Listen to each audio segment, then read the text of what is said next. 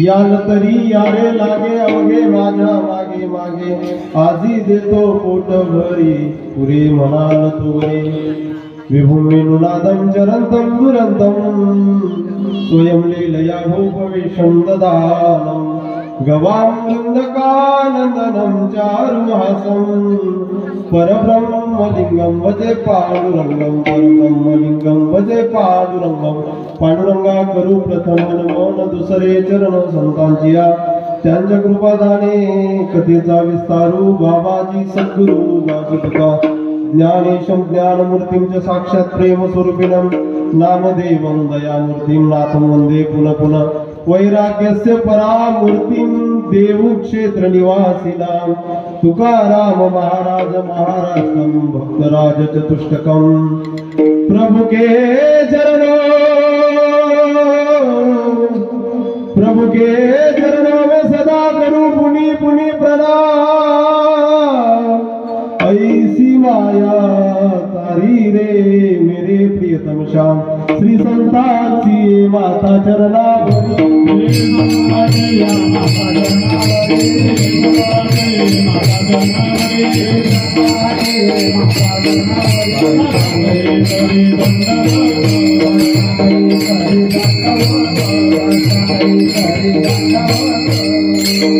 याल तरी यारे लागे अवघे माझ्या मागे मागे आज देतो पोट भरी पुरे म्हणाल तुमरी प्रस्तुत प्राप्त प्रसंगी कीर्तन रूपी सेवेकरता निवडलेला अभंग ते म्हणजे असं की या भारताच्या मातीने अनेक रत्न जन्माला घातले त्यापैकी अत्युच्च कोटीचं रत्न म्हणजे भगवान श्री ज्ञानोबाराय आणि त्या ज्ञानोबारायांचे पाईक असणारे श्रीमंत संत जगद्गुरु तुकोबारायांचा काला या प्रसंगावरील अभंग आहे. विठ्ठला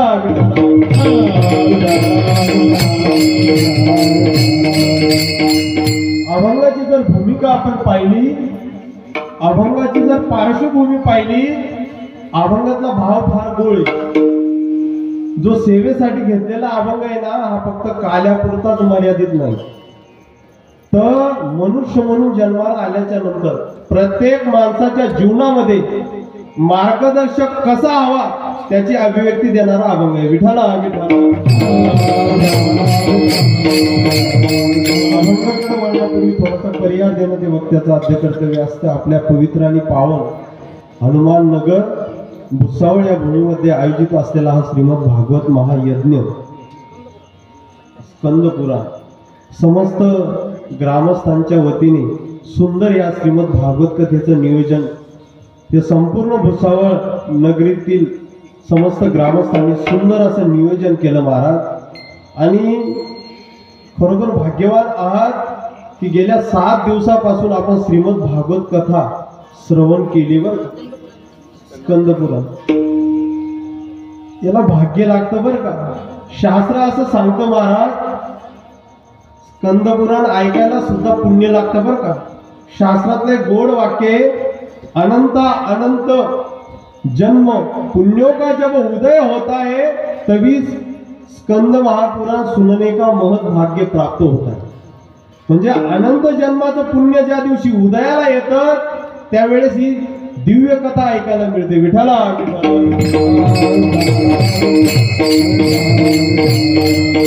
आणि समस्त शिवसैनिक मंडळींनी शिवसैनिक मंडळ यांच्या अनमोल अशा सहकार्यातून हा यज्ञ संपन्न होतोय बघा.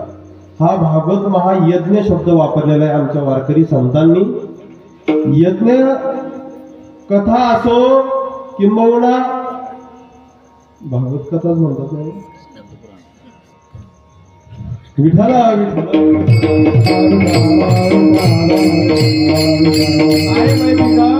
एक कथा ऐकल्याच्या नंतर आपल्या जीवनामध्ये काय बदल होतो ते सांगतो बरं का. तुम्हाला तुमच्या फायद्याचं सांगतो. ऐकल्यानंतर काय मिळतं. आणि आता सध्याचा काळ असा आहे महाराज, तुम्ही फायद्याचं सांगा तिथं पब्लिक गोळा व्हायला वेळ लागत. फायद्याचं सांगा फक्त, समाज ऑटोमॅटिकली गोळा होतो. बघा मोठमोठ्या लोकांच्या मुखातून मी ऐकलेले, एक टायमिंगला 1000 यज्ञ होऊ द्या, 1000 यज्ञातून जे पुण्य प्राप्त होतं ना ते एक श्रीमद भागवत कथा ऐकल्याच्या नंतर आपल्याला मिळतं. हे भाग्य विठ्ठला. आणि या यज्ञासाठी सगळे गुणीजन मंडळी आज इथं उपस्थित आहे. एक एकाउनी बळी रे, सगळ्यांचा माझा काही परिचय नाही, पण वारकरी संप्रदायावर प्रेम करणारी ही सगळी गुणवान मंडळी आणि ज्यांच्या मुखारविंदातून आपण स्कंद महापुराण ऐकलं ते कथाकार असणारे आमचे ज्येष्ठ गुरुबंधू, महाराष्ट्रातील ख्यातनाम कीर्तनकार असणारे आमचे आदरणीय वंदनीय कन्हैया बाबा शेंदुर्णीकर बाबाजींच्या मुखारविंदातून आपण 7 दिवसापासून कथा श्रवण करत आहात. याला भाग्य लागतं बरं का. नाही तर कथाकार महाराष्ट्रामध्ये भरपूर आहेत बाबा, कथाकार महाराष्ट्रामध्ये भरपूर आहेत, पण एका वारकऱ्याच्या मुखातून तुम्ही कथा ऐकली ना हे भाग्य आहे तुमचं. विठ्ठला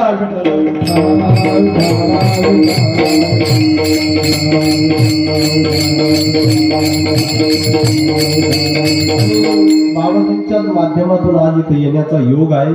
मग या यज्ञासाठी ज्या ज्या भाविक भक्तांनी सेवा घेतल्या असतील, मग ती अन्नदानाची सेवा असो, सोपं सांगू का, पत्रिकेपासून पत्तरवाडीपर्यंत ज्या ज्या भाविक भक्तांनी उदार अन्नदात्यांनी सेवा घेतल्या असतील त्या उदार अन्नदात्यांना व्यासपीठावर वंदन करतो बरं का.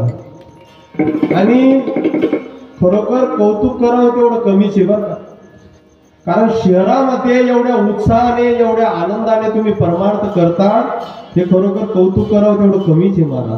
आणि तरुण मंडळींविषयी बाबांच्या मुखातून ऐकलं मी, जेवढे आपले सांस्कृतिक कार्यक्रम होतात त्या सगळ्या कार्यक्रमाला तरुण बांधवांचं अनमोल असं सहकार्य असतं.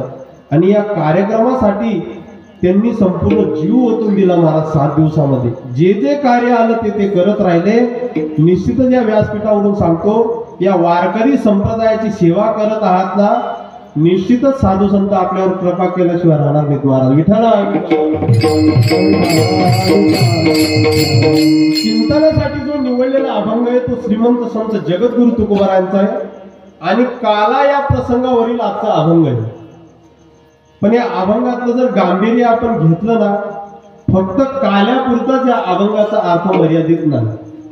जन्माला आलेल्या प्रत्येक माणसाला मार्गदर्शक कसा असावा हे या अभंगातून शिकण्यासारखे मला. म्हणजे मानवी जीवनाला दिशा देणारे शब्द म्हणजे आजचा अभंग आहे. विठ्ठला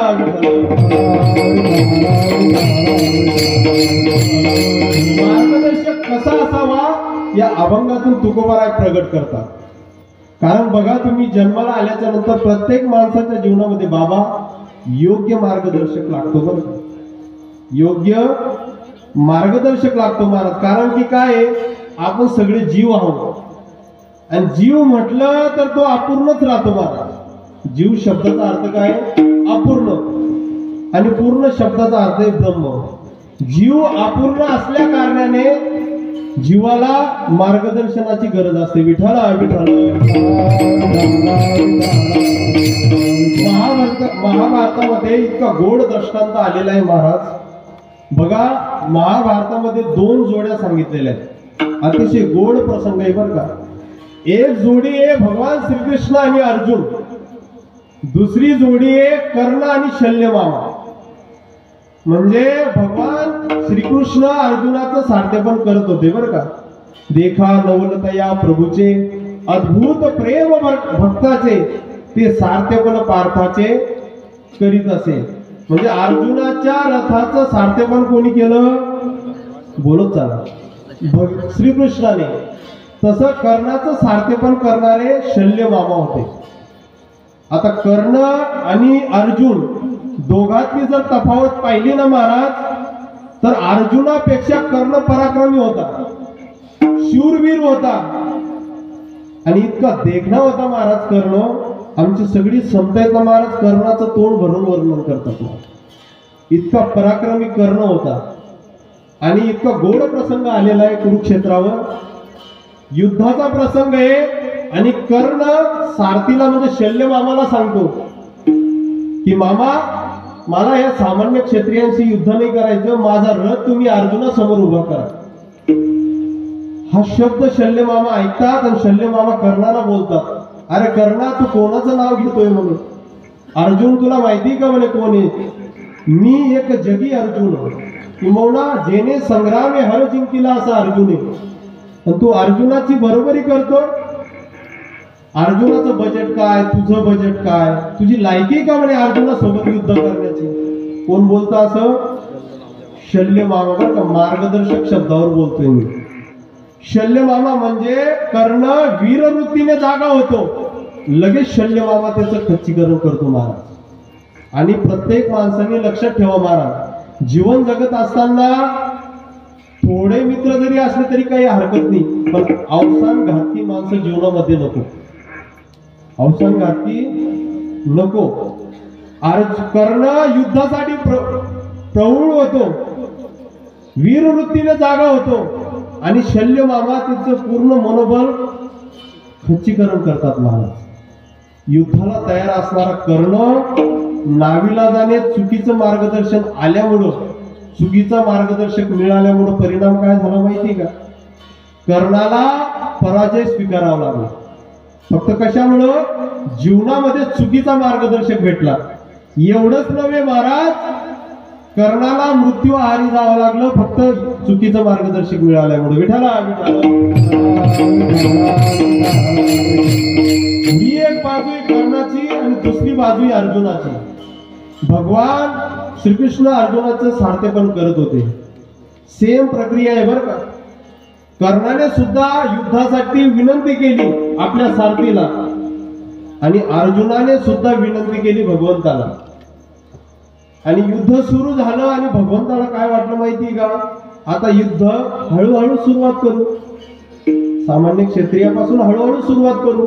ज्ञानोबा गोड सांगतात, हळूहळू ढाळे ढाळे केतुलेनी एक वेळे, मार्गाचेनी बळे निश्चित ठाकू. जीवन जगत असताना बघा, आपण नेहमी ऐकलेले आपण, कधीही माणसाच्या जीवनामध्ये कासवाची गती असावी. कोणासारखी गती असावी? कासवासारखी. का माहिती का? एकदम जर मनुष्य वरती गेला ना तर पडण्याची भीती असते, म्हणून कासवासारखी गती असावी. मग देवाला काय वाटलं माहिती का? हळूहळू सुरुवात आले असती आगवे, परी कवनेसी म्या झुंजावे, येत रणी लागे पाहावे येथून या. देवा हे आले असतील युद्धाला, किंबहुना यांना युद्धाची आवड आहे, झुंजाची आवडी धरती, युद्धाची आवड आहे म्हणे यांना, परी संग्रामी धीर नव्हती. युद्धाची आवड आहे, संग्रामी धीर म्हणजे माझ्याशी युद्ध करतील एवढी त्यांच्यामध्ये कॅपॅसिटी किंबहुना क्षमता नाही म्हणे. आणि अशी एक एक शब्द बोलतो महाराज अर्जुन. देव शांत होता. मग देव आता तो चतुर राहतो, शिरोमणी महाराज. देव म्हणतो मला शहाणपण शिकवतो, यांची लायकी काढतो का? थांब, यांची लायकी काढतो ना. मग देवाने अशा क्षत्रियांसमोर रथ उभा केला महाराज. भीष्म द्रोण प्रमुख होता. आता भीष्माचार्य आणि द्रोणाचार्य समोर पाहिल्याच्या नंतर आता याची लायकी त्यांच्या समोर उभं राहायची नाही. कोणाची? अर्जुनाची लायकी नाही त्यांच्या समोर. पाहिलं महाराज समोर भीष्म आणि द्रोणाचार्य. हादरला महाराज अर्जुन, हातातला गांडीव निसटला. आणि अर्जुनाची अवस्था ज्ञानोबा गोड सांगतात. ज्ञानोबा म्हणतात मनी गजबज झाली, अपैसी कृपा लादली. म्हणजे अर्जुनाचं मनोबल संपूर्ण खचलं आणि रथाच्या खाली उतरला. भगवंताला विनंती केली म्हणे देवा आता मला युद्ध करायचं नाही. कोण बोलतं असं? बोलत चला. अर्जुन बोलतो देवा मला युद्ध करायचं नाही म्हणे. भगवंत म्हणतात युद्धाचं माझी थोडी इच्छा होती. बरं या युद्धातून मला थोडी काही लाभ आहे. युद्ध जर तुम्ही जिंकले तर तुझा भाऊ राजा होईल, त्याच्यात आमचा काय फायदा आहे? बरं तू नाही जर युद्ध केलं, परिणाम ते समोरचे तुम्हाला मारणार. आता तू ठरव म्हणे. पण अर्जुन पूर्ण खचलेला होता महाराज, आणि मनामध्ये चलविचल होऊ लागलं महाराज. आणि म्हणून लक्षात ठेवा महाराज, युद्ध करत असताना जगातील कुठलंही युद्ध असो, त्या युद्धामध्ये तुम्ही कितीही मजबूत आता शरीराने किती बलाढ्य असा, पण तुमचं जर मनोबल खचलेलं असेल ना महाराज, ते युद्धच करू वाटणार नाही तुम्हाला.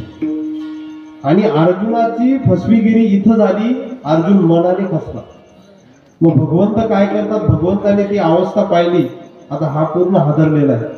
मग भगवंत हळूहळू शिकवतात अर्जुनाला. तरुणी सायासे शिकविती.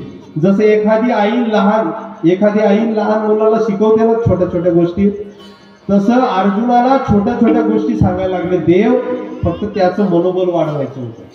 मग देवाने सुरुवात केला, अरे अर्जुन तू कोण आहे म्हणे, जेने संग्रामे हर जिंकिला, निवांत कवचाचा ठाव फेडीला, पवाडा तुवा केला गंधर्वासी. अरे भगवान शंकराला हरवणारा तू अर्जुन आहे. गंधर्वामध्ये तुझा गौरव झाला आणि तू या सामान्य क्षत्रियांना घाबरतो. असं हळूहळू मनोबल वाढवलं. परिणाम काय झाला माहिती का, भगवान श्रीकृष्णासारखा योग्य मार्गदर्शक जीवनात आल्यामुळं अर्जुन युद्ध जिंकला. विठाला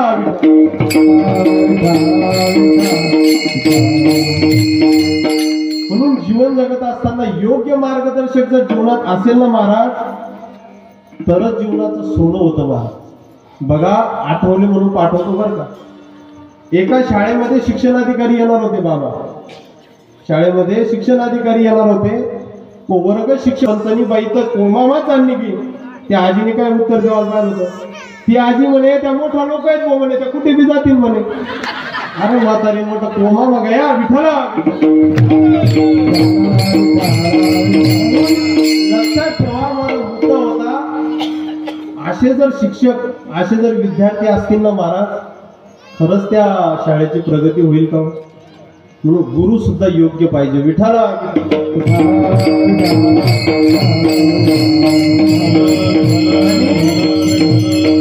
प्रत्येक माणसाच्या जीवनामध्ये पहा, मार्गदर्शक जर योग्य असेल ना, जगातील कुठलं बी क्षेत्र असो, त्या क्षेत्रामध्ये जर विद्वान व्हायचं असेल ना, तर आपला मार्गदर्शक योग्य लागतो महाराज. तुम्हाला मोठं व्हायचं असेल तर, नाही तर येडीले घरबी सारखं आणि माहेरबी सारखं. विठाला म्हणजे मार्गदर्शक योग्य असावा तर जीवन बदलतं. आणि आजच्या अभंगामध्ये जगद्गुरु तुकोबाराय हेच प्रगट करतात. अभंगाचं पहिलं चरण,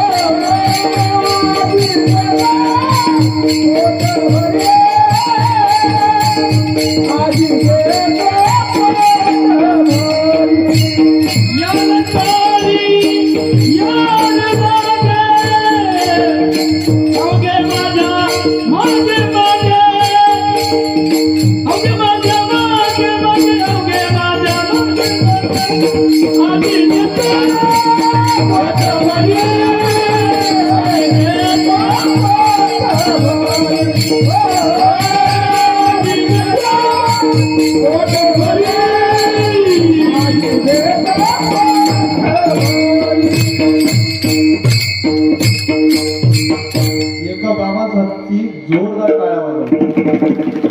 सोपाने तर काही गायन करणं सुद्धा, आणि या वयामध्ये इतकं उंच स्वर झालं, हे खरोखर संतांची कृपा आहे बरं. कारण संगीतामध्ये सुद्धा फार शक्ती असते बाबा. संगीत है शक्ति ईश्वर की, घट घट में बसे राग, रोगी को सुनाओ रागिनी तो रोगी को मिले आराम. इतकी ताकद गायनात असते. विठाला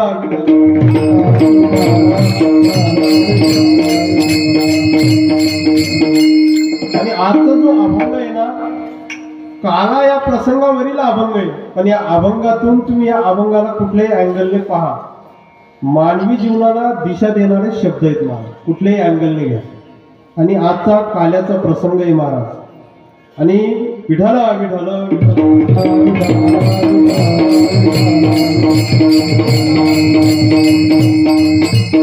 आजचा जो दिवस आहे ना महाराज, अत्यंत महत्वाचा दिवस आहे. तो म्हणजे काल्याचा, बरं का. काल्याचा दिवस म्हटल्याच्या नंतर प्रसादाचा दिवस म्हणतात, बरं का. म्हणजे वारकरी संप्रदायामध्ये सर्वश्रेष्ठ फळ म्हणजे काला. विठाला शब्दाचा फार गोळा अर्थ आहे बरं का. क अधिक काला, काला जन्माला का आला. कोहम कथविदम जातम, कोहे करता असे विद्यते. कोहम म्हणजे मी कोण, कथम विदम म्हणजे मी का आलो, जातम म्हणजे मला कुठे जायचंय. विठाला विठाला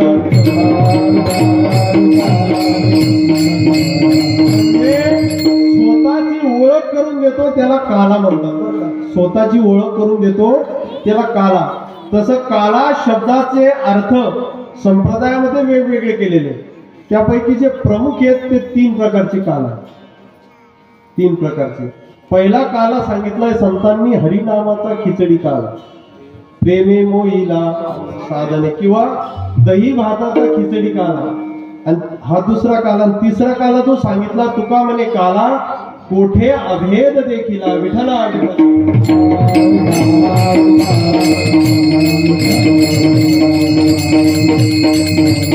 काला म्हटल्याच्या नंतर आता या समोर दही अंडी, दही अंडी, दही अंडी मध्ये जो प्रसाद आहे, प्रसादामध्ये काय आहे माहिती का, दही आणि लाया. काय आहे, 2च पदार्थ आहेत, दही आणि लाया. मग तुम्हाला शंका येऊ शकते का, हो महाराज दही आणि लाया तर घरी बी येत आमच्या, पण याला महत्व का. दही आणि लाया घरी बी आहे, याला महत्व का, त्याचं कारण सांगतो. संतांनी जो दही आणि लाया उच्चारण केलेलं आहे ना, हे रूपक केलेलं आहे बरं का. दही म्हणजे नाम, नामाची दही आणि प्रेमाची लाई, ती काला. विठला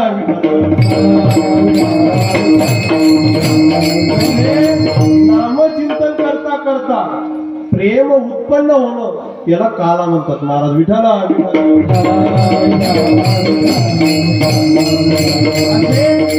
काल्याचे वेगवेगळे अर्थ शास्त्रामध्ये सांगितलेले. पण काल्याचं कीर्तन म्हटलं महाराज, चरित्र ते उच्चारा,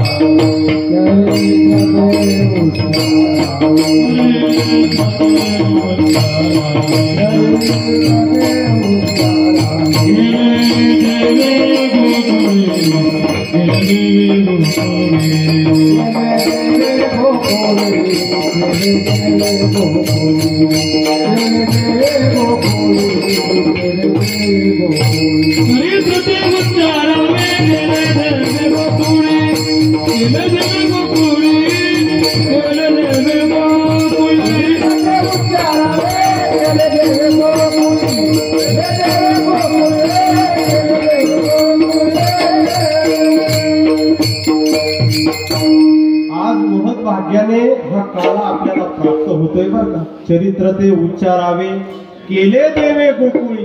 म्हणजे भगवान श्रीकृष्णाने गोकुळामध्ये जो काला केला, तोच काला महत् भाग्याने आपल्याला प्राप्त होणार आहे. म्हणजे गोकुळामध्ये पहिला काला भगवान श्रीकृष्णांनी केला, दुसरा काला भगवान श्री ज्ञानोबरायांनी वाळवंटामध्ये केला. माझा ज्ञान राजा गोपाळ हंसी लाया वाटे. आणि तेच भाग्य फक्त संतांमुळे आपल्याला प्राप्त झालं, नाही तर काला इतका दुर्लभ सांगितलेला आहे महाराज. विशेष लाभ संताप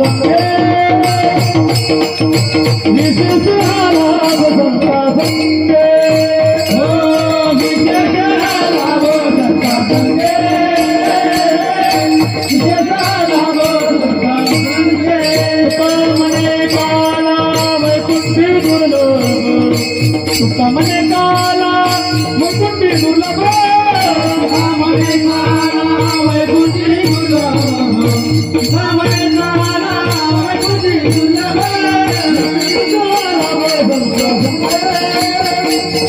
विशेष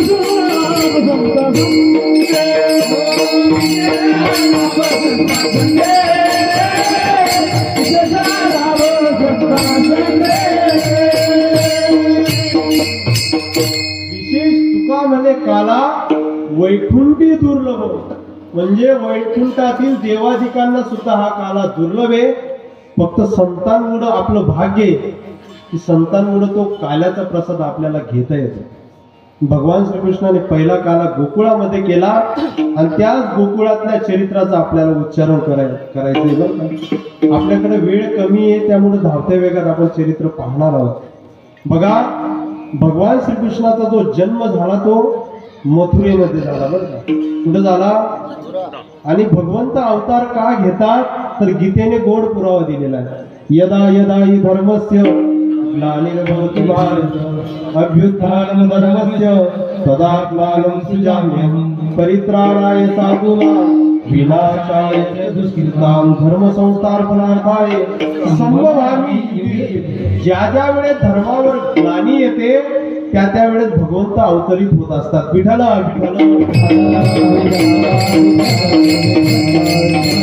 भगवंताच्या अवताराचा हेतू तर तुम्हाला गीतेने सांगितलेला आहे. आपण चरित्राचं उच्चारण करू. बघा, कंस मामा म्हणजे मथुरेचा राजा होता आणि भगवान श्रीकृष्णाने का जन्म घेतला? कारण पृथ्वीवरील दैत्य माजले ते पार. पृथ्वीवरील एवढं पाप वाढलेलं होतं महाराज, त्यामुळे भगवंताचा जन्म आहे. आणि कथा इतकी गोड आलेली महाराज.